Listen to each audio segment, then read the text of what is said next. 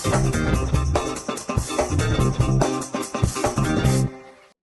Students, welcome to my mover academy. आज एक बहुत ही अच्छे टॉपिक के साथ हम दिन की शुरुआत कर रहे हैं। ये टॉपिक का नाम है circulatory system. Class 10th ICSE में इसका बहुत बड़ा इम्पोर्टेंट फैक्टर है और साथ ही साथ आने वाले आपका class 11th and even NEET exams में भी इसका बहुत ज़्यादा इम्पोर्टेंट फैक्टर रहता है। सर्कुलेटरी सिस्टम आज जो हम पढ़ने जा रहे हैं that is related to class 10th ICSE. हम अभी उसी के बारे में बात करेंगे।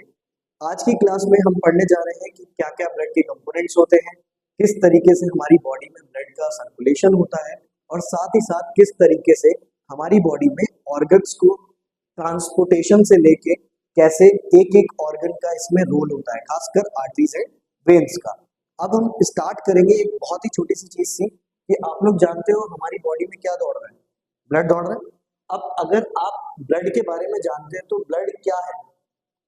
ब्लड एक तरीके का लिक्विड कनेक्टिव टिश्यू है जो हमारी बॉडी में एक ऑर्गन से दूसरे ऑर्गन को, या हम कह सकते हैं एक टिश्यू को दूसरे टिश्यू से, या फिर एक सेल को दूसरे सेल से जोड़ने का काम करता है।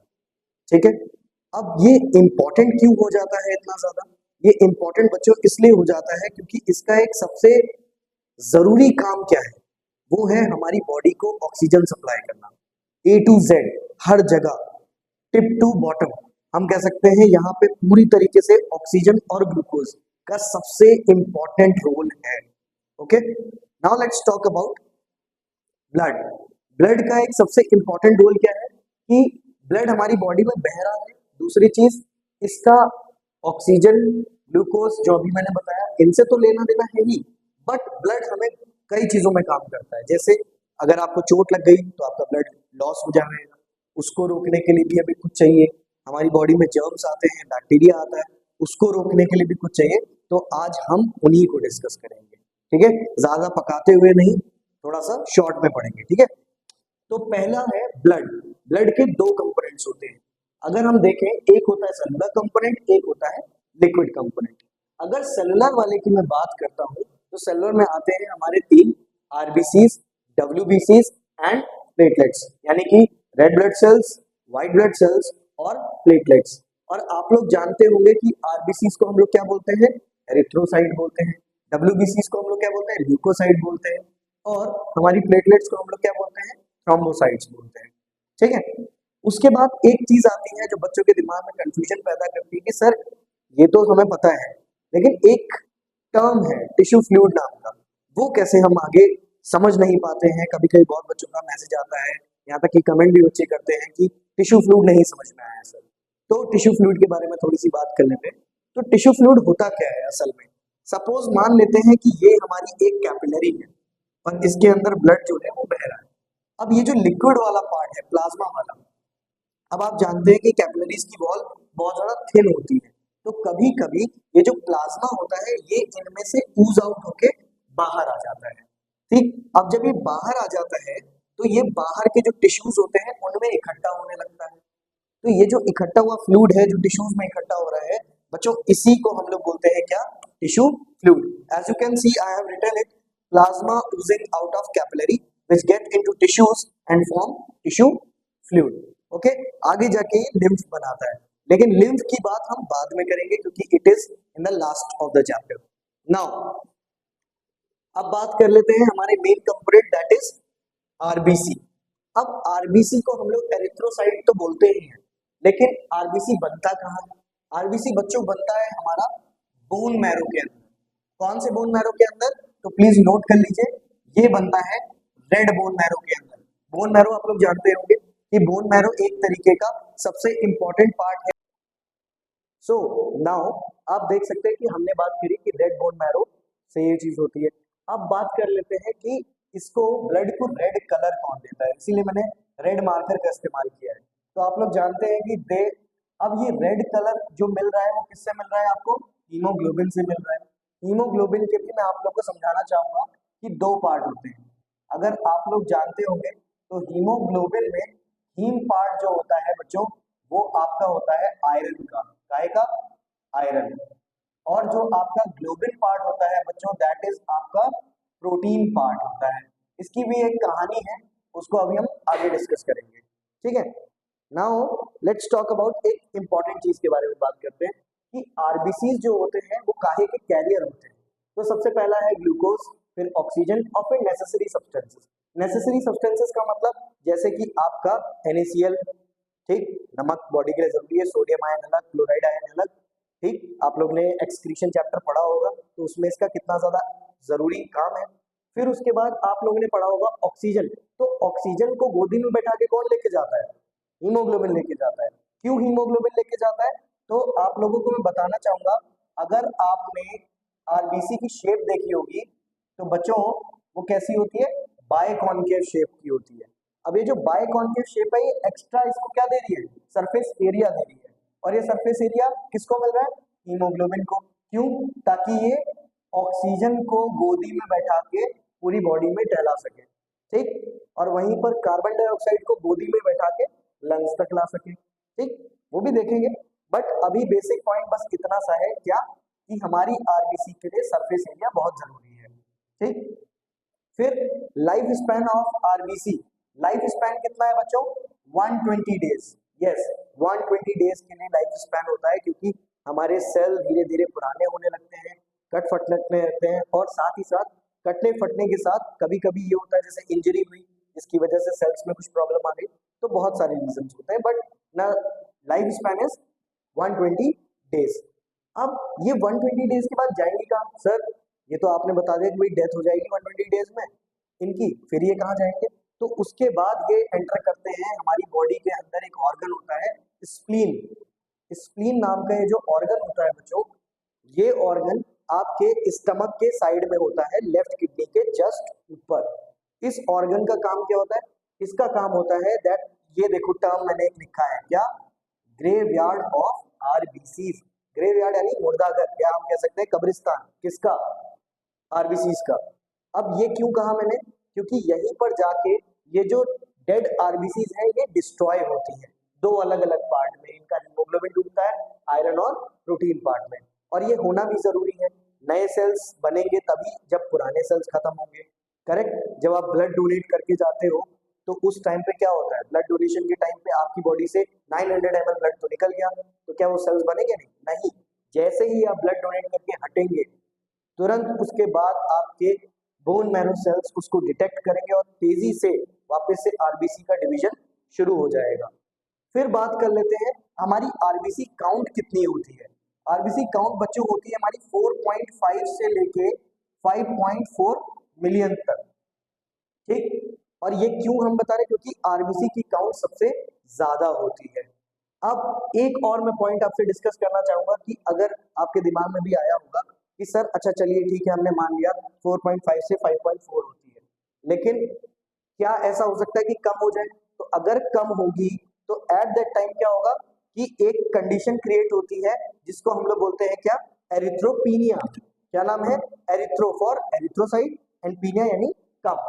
और अगर इंक्रीज हो जाए, इससे भी बहुत तेजी से इंक्रीज हो जाए, भाई कहते हैं ना किसी चीज की अति भी खतरनाक है, तो वही अति जो है यहाँ पर, अगर आरबीसी की काउंट बहुत ज्यादा बढ़ जाए तो वो भी हमारे शरीर के लिए अच्छा नहीं है।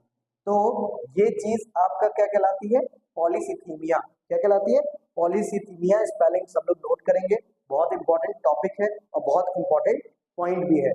नीट में ये क्वेश्चंस पूछे जाते हैं, तो आई होप आप लोगों को काफी ज्यादा चीजें क्लियर हो रही हैं, ठीक है। अब हम बात करने जा रहे हैं WBC की। So now we will start WBC। तो WBC क्या होते हैं? देखिए, वाइट ब्लड सेल्स हम बचपन से पढ़ते आ रहे हैं, ये भी पढ़ते आ रहे हैं कि वो हमारी बॉडी की इम्यूनिटी बढ़ाते हैं, और साथ ही साथ हम ये भी पढ़ते आ रहे हैं कि हमारी बॉडी के एक तरीके से वो कह सकते हैं सोल्जर्स हैं, जो हर जर्म हर बैक्टीरिया से हमको बचाने का काम करते हैं, ठीक है।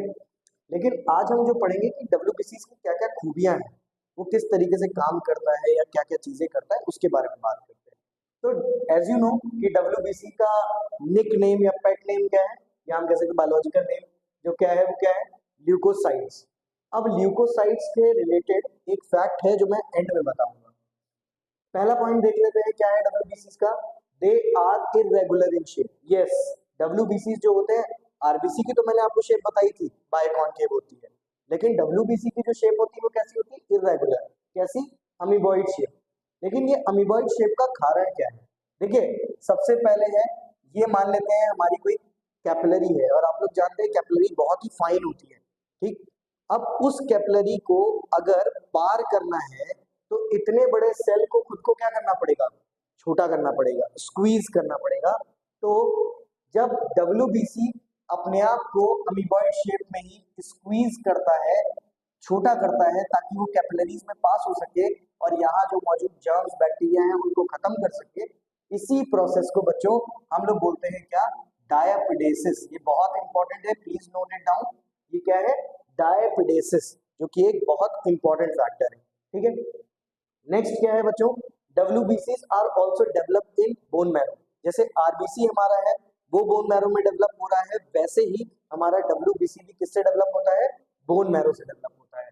उसके बाद मैं बात कर लेता हूँ कि WBC का लाइफ स्पैन क्या होता है। अब देखिए, हमने उसमें पढ़ा था RBC में क्या था? 120 डेज, ठीक। क्योंकि अरे ये तो बहुत ज्यादा हो गया, नियर अबाउट कितना हो गया 120 डेज का मतलब? ऑलमोस्ट 4 महीने, करेक्ट। लेकिन अगर मैं बात करूं यहाँ पर, तो लाइफ स्पैन बहुत कम है, 12 आवर्स, यानी 12 घंटे से लेकर सिर्फ 14 दिनों तक। क्यों ऐसा? क्योंकि WBCs लगातार फाइट कर रहे होते हैं। किससे फाइट कर रहे होते हैं? हम जब भी कहीं जाते हैं, बाहर जाते हैं, कहीं भी जाते हैं, तो हमारी बॉडी में छोटे छोटे बैक्टीरियाज, वायरसेस हमला करने की कोशिश करते हैं।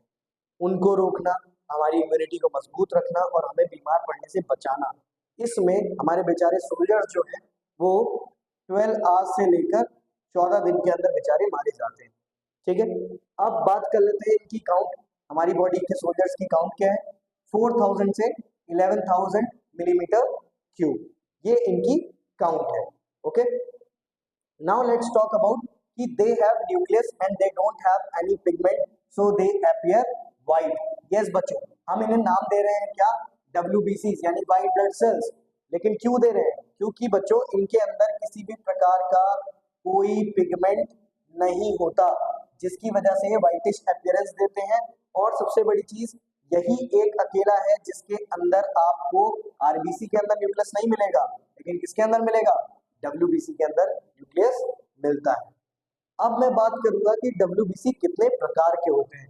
तो WBC के प्रकार होते हैं, हमारा पहला प्रकार है ग्रेनुलोसाइट्स और दूसरे होते हैं एग्रेनुलोसाइट्स। ये 2 टाइप्स के होते हैं, ठीक। ग्रेनुलो क्यों बोलते हैं? क्योंकि इसमें इनका जो अपीयरेंस होता है लाइक ग्रेना, एक तरीके से ग्रेन्यूल्स जैसा होता है, ओके। लेकिन एग्रेनुलोसाइट्स बिल्कुल स्मूथ रहते हैं। अब इसमें भी डिफरेंट डिफरेंट सब डिविजन्स हैं, जैसे कि ग्रेनुलोसाइट्स में कौन कौन है? न्यूट्रोफिल्स, दूसरे कौन है? स्नोफिल्स, और तीसरे कौन है? Basophils, correct. उसके बाद एक ग्रेनुलोसाइट में कौन कौन है? Monocytes and lymphocytes. सबके अपने अपने रोल हैं, वो हम नेक्स्ट क्लास में डिस्कस करेंगे। बट अभी हम जो बात करने जा रहे हैं, मैंने आपको बताया था कि ल्यूकोसाइट से रिलेटेड एक फैक्ट है कि हम याद कैसे करें। तो एक एबनॉर्मेलिटी होती है जिसको मैं लिखना चाहूंगा, आप लोग प्लीज एक बार इधर नोट कर लेंगे। Abnormality of WBCs। क्या एबनॉर्मेलिटी हो सकती है? वो हमने RBC में भी देखी थी। सबसे पहला क्या है बच्चों? इंक्रीज्ड साइज, या हम कह सकते हैं, सॉरी, इंक्रीज साइज नहीं, इंक्रीज नंबर ऑफ WBCs। तो वो क्या कहलाता है? ल्यूकीमिया। क्या कहलाता है? ल्यूकीमिया। अब ये ल्यूकीमिया क्या भला है? आप लोगों ने ब्लड कैंसर का नाम सुना है? सुना ही होगा, ऑब्वियस सी बात है। तो ल्यूकीमिया जो है वो हमारा क्या कहलाता है? Blood cancer. क्यों? बिकॉज आपको पता होना चाहिए, इसमें WBC की काउंट इतनी ज्यादा बढ़ जाती है कि वो RBC को भी क्रॉस कर जाती है। RBC का मैंने आप लोगों को कितना बताया था? 4.5 मिलियन के आसपास बताया था। तो अब सोचिए, उससे भी ज्यादा आगे निकल जाना, यानी कि एबनॉर्मल ग्रोथ, जिसकी वजह से हमारे शरीर में क्या पैदा हो जाता है? ब्लड कैंसर, जो कि एक फेटल डिजीज है, लोगों की इसमें मृत्यु हो जाती है। उसके बाद दूसरा अगर मैं बात करूं, वो है क्या? Decreased count. मैं बात कर लेता हूं किसकी? डिक्रीज्ड काउंट की। डिक्रीज्ड काउंट ऑफ WBCs बच्चों क्या कहलाता है? वो कहलाता है क्या? ल्यूकोपीनिया। क्या कहला रहा है? ल्यूकोपीनिया, जिसमें WBCs की काउंट बहुत ही ज्यादा कम हो जाती है। तो अब हमारा नेक्स्ट है प्लेटलेट्स, जिसको हम देखेंगे अगले क्लास में। Thank you so much.